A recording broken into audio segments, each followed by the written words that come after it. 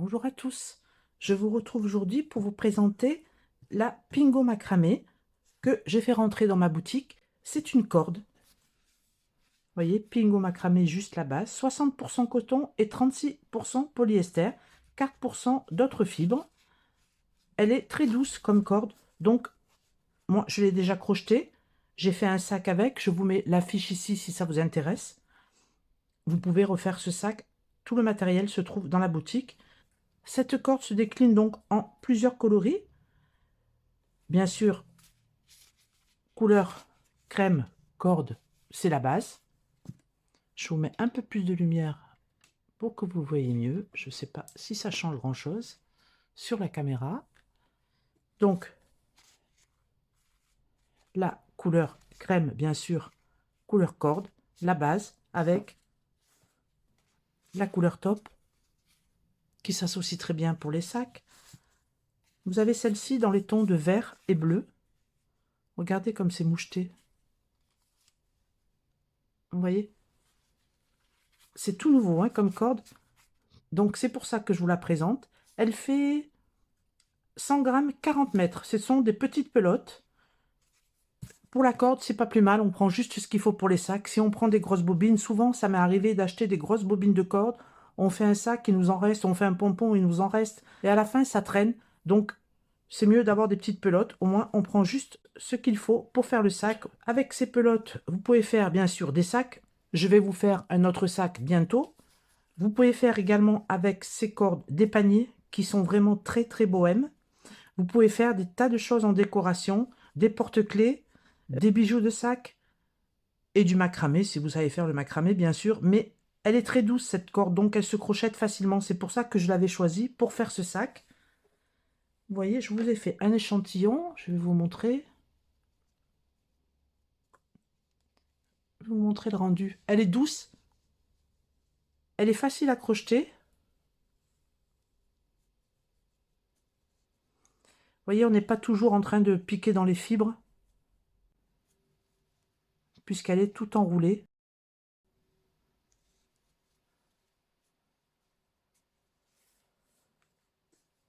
Ce n'est pas juste du coton peigné. Vous voyez, elle se tient très bien. Elle est douce. On la crochette très facilement. Et croyez-moi, pour avoir crocheté de la vraie corde, vous voyez la différence. Hein. Vous voyez vraiment la différence. Donc, vous voyez le rendu que ça a. C'est vraiment super pour crocheter. Je vais faire un petit rang de mailles serrées. Vous voyez, très facile. Là, j'ai pris un crochet numéro 6. Vous pouvez prendre plus gros si vous voulez. Vous voyez comme ça se crochette bien? Je vous laisse voir la vidéo du sac. Mais franchement, ça a un rendu super brut et super bohème. Il y a beaucoup de sacs que vous pouvez refaire avec cette corde.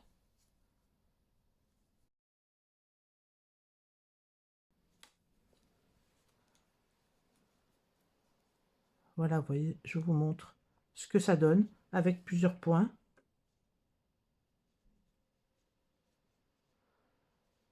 J'adore ce fil. De toute façon, vous savez que j'adore tout ce qui est gros fil, gros cordon pour faire les sacs. Donc, ça ne doit pas vous étonner. Voyez? Donc, je vous parlais de cette couleur. C'est imprimé marin, vous voyez? Vert et bleu. Vous avez celle-ci, imprimé végétal. Je vous approche. Vous voyez? Elle est superbe. Après, vous avez celle-ci qui s'appelle imprimé flower. Alors, des tout petits points de violet, du rouille et du blanc. Et donc, comme je vous disais, la top, les crus.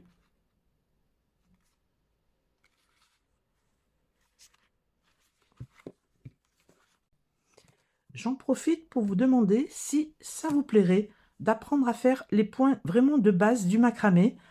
Je peux vous expliquer vraiment les points basiques si ça vous intéresse. Bien sûr, je fais toujours du crochet sur ma chaîne, il n'y a pas de souci, mais si ça intéresse certaines personnes, on peut faire un petit porte-clés, un petit bijou de sac en macramé pour débuter. Dites-moi si ça vous intéresse. Moi, je suis partante. Je vous mets tous les liens en barre d'infos. Si vous voulez, allez jeter un coup d'œil. Voilà, c'était ma petite présentation pour vous dire que la Pingo Macramé est arrivée dans la boutique. Moi, je vous fais de gros bisous et je vous dis à bientôt pour un tuto. Ciao, ciao!